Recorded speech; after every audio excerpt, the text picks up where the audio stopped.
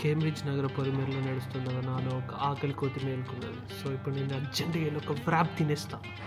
ఒక్కనే వెళ్తే ఏం బాగుంటుంది, నాతో పాటు ఇంకొక ఆకలి కోతిని కూడా తీసుకున్నాను. ఆకలి అవుతుందా?